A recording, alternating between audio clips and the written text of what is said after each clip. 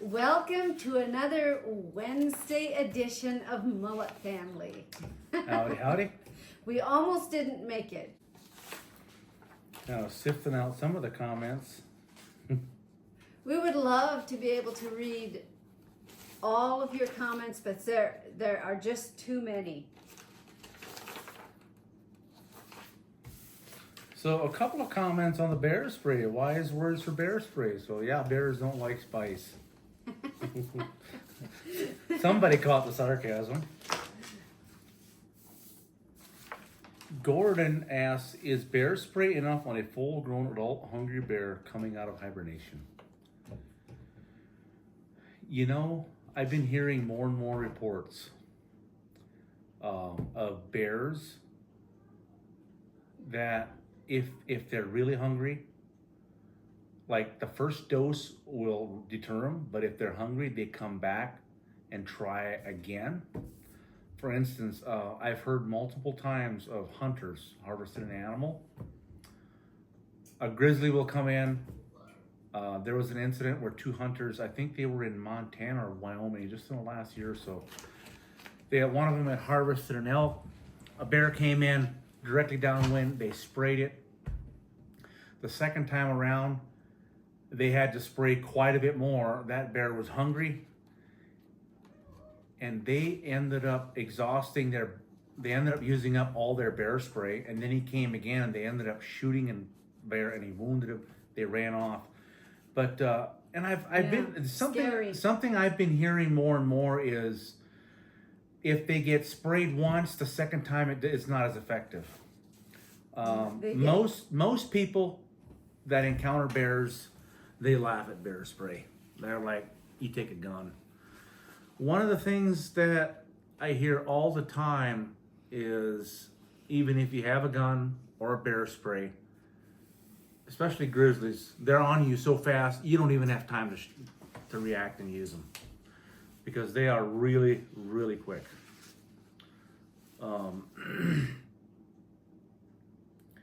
I did have a bear encounter pretty sure I had a bear encounter last year. I was coming back towards camp. This was during archery season. I had bear spray. And something jumped not far from me and took off running. And I could hear, I'm like, what is that? And I could hear it running. It would stop and then it would woof again. I mean, I've never heard an elk or a deer woof, but I have heard a bear woof. And then 2 nights later, there was a group of 6 hunters that were camped about a mile from our camp.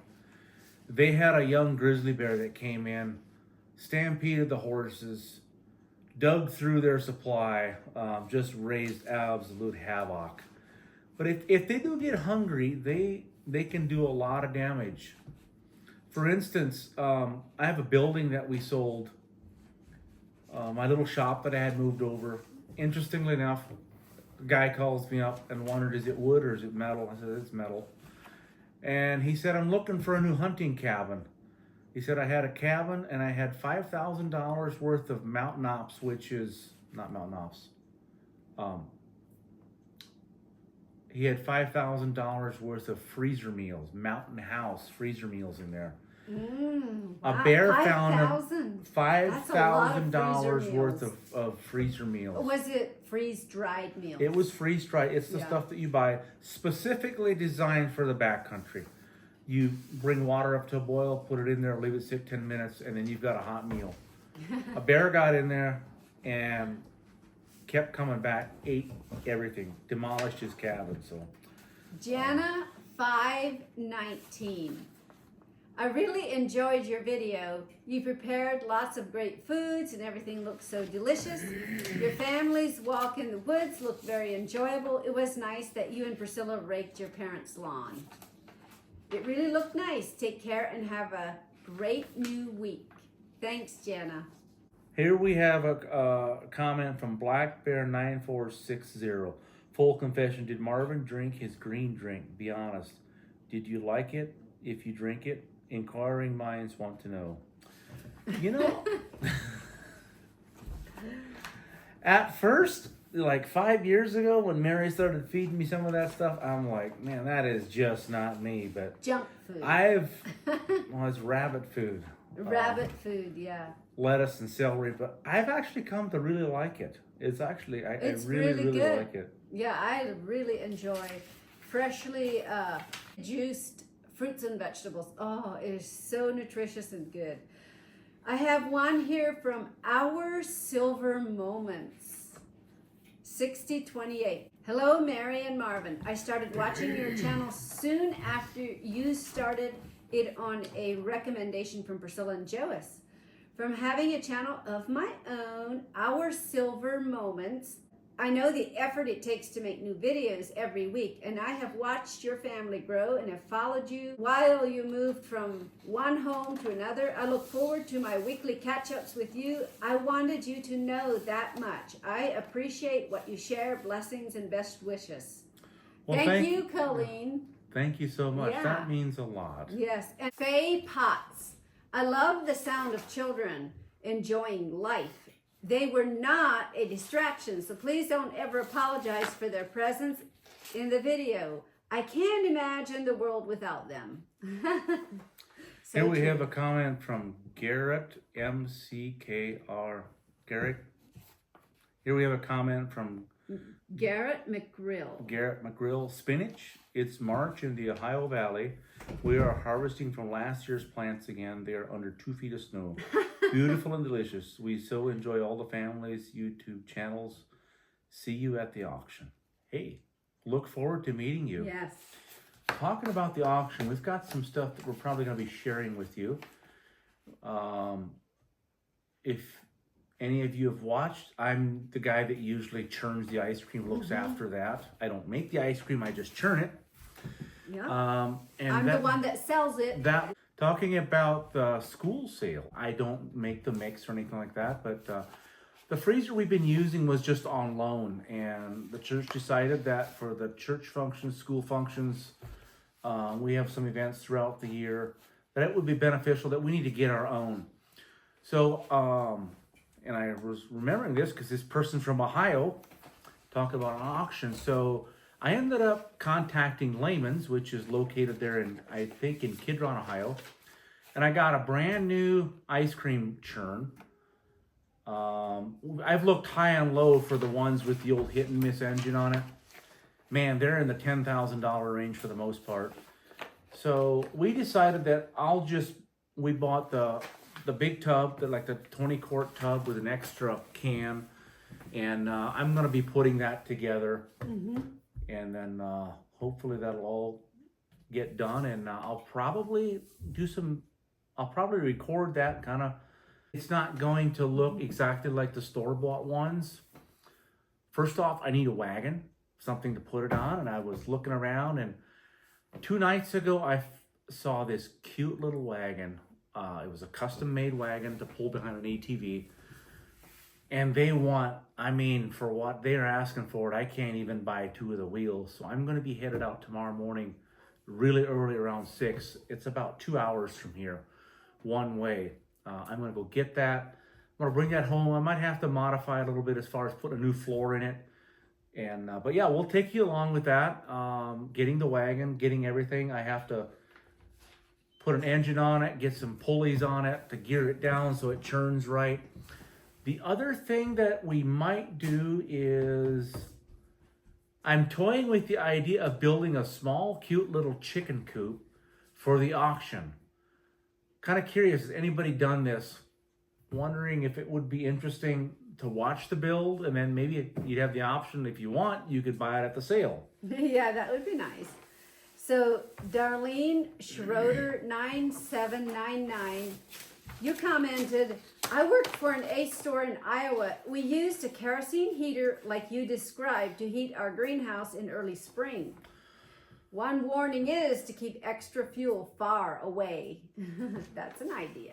I like the idea of a kerosene heater. I did read the comment a couple days ago. I went online, and there's a number of those that are available on Marketplace for, a pretty good deal. But out here, the closest one was, I think, an hour and a half away, over close to Kalispell. which is not a big deal. I go over there quite a bit. I might have to keep my eyes peeled and pick up one of those. Yeah, that would be nice, especially in the fall.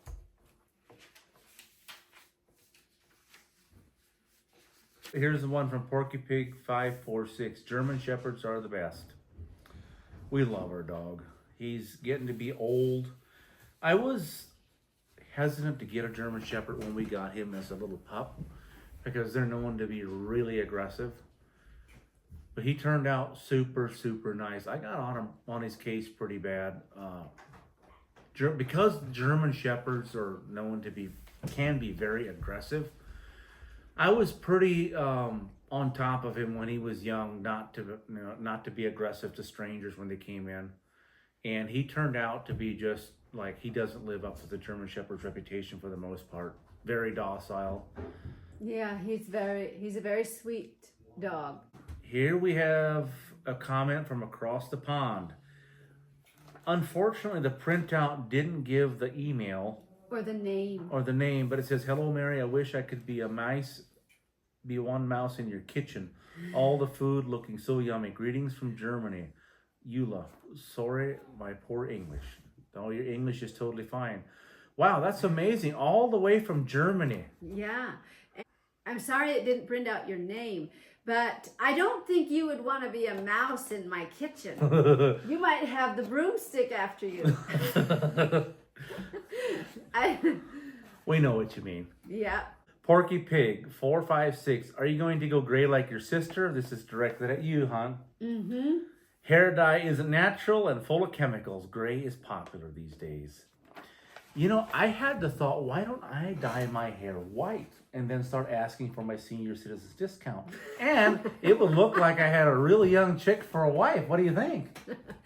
You know, hey, I do embrace it. Yeah. You know, I do color my hair, but I use Madison Reed, and that has a lot less chemicals than your over-the-counter that you get at Walmart. So, here's one from Victoria. Love watching you all. I wish I had all your energy, but I agree with Marvin about spring. I love watching how things change and the sweet smell of spring, God's wonderful creation. Take care, family. Thank you so much for that comment. We do need to go out in the greenhouse and give you a tour of that. We have 4 rows of radishes that are up and peeking their heads up about a half, 3/4 inch. We have a few carrots that are coming up, and then the kohlrabi is also up. I'll put an update on the greenhouse at the end of this video. Yeah, we'll go out and do a walkthrough on that. One of the things I do need to get done like a week ago is I need to get the little chicks out of the shop. They're getting big, they're getting crowded, they're jumping out.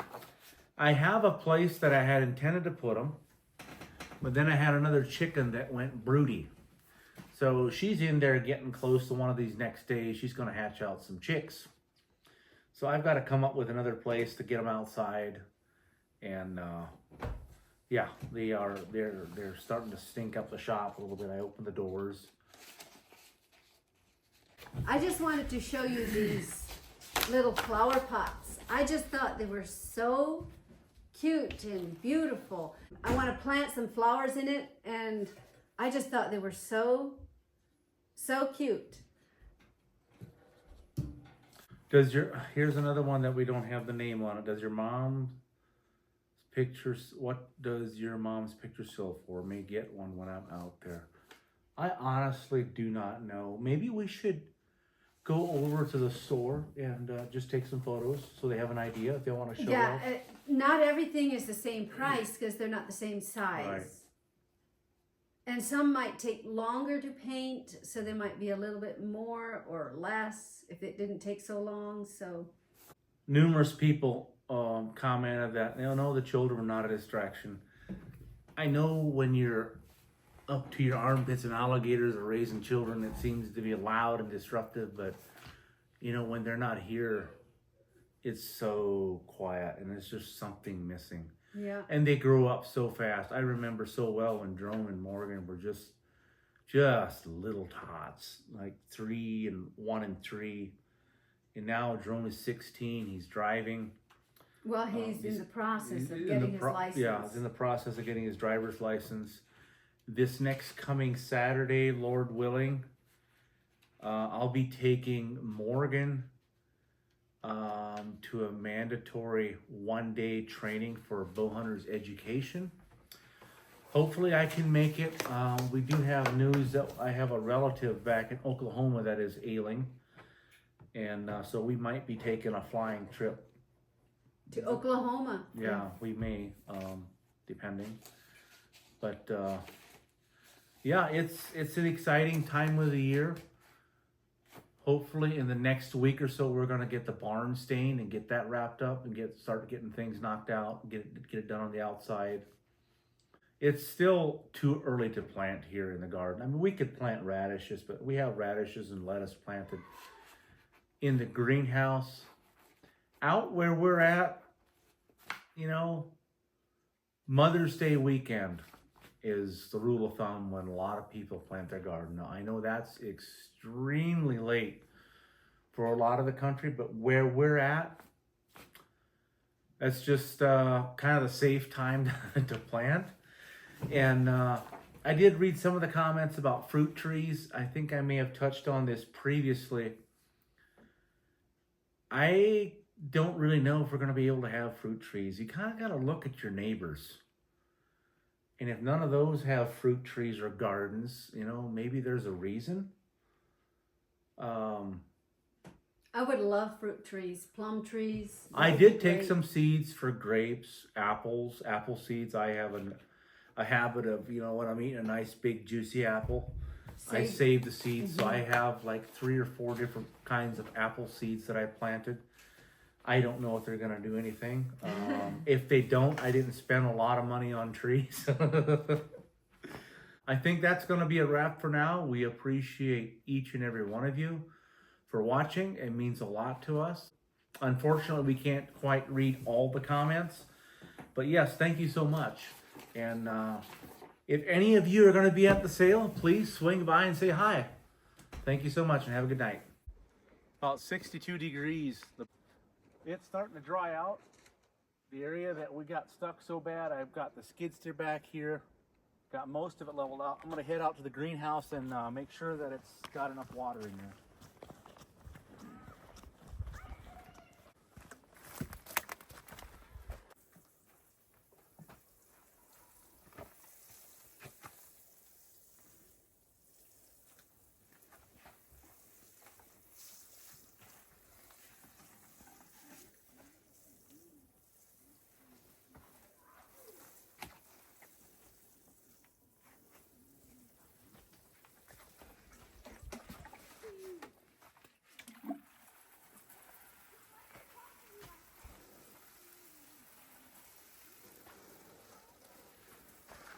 The tomato plants, something should be up here.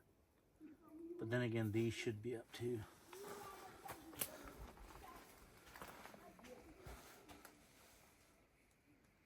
We got 1, 2, 3, 4, 5, 6 rows that we have stuff coming up.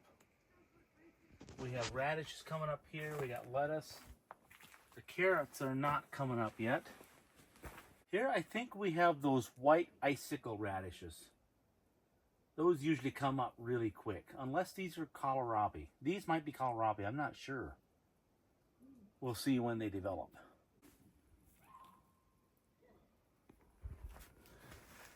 I am pretty sure I'm going to have to cut holes in on the top and open those up.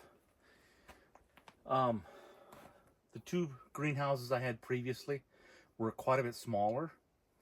So we'd open the door and it didn't just get so warm in here, but it's like, if it's 60, 62, 65 degrees, it was probably 120 in here about noon or so. It gets really, really warm in here. So I'm thinking I'm gonna have to open up a couple of vents that I can open and close in the top, because that way the heat can just kind of get out and things don't get too hot. If it gets too warm, above about 110, then your plants are no longer thriving. They kind of go into survival mode.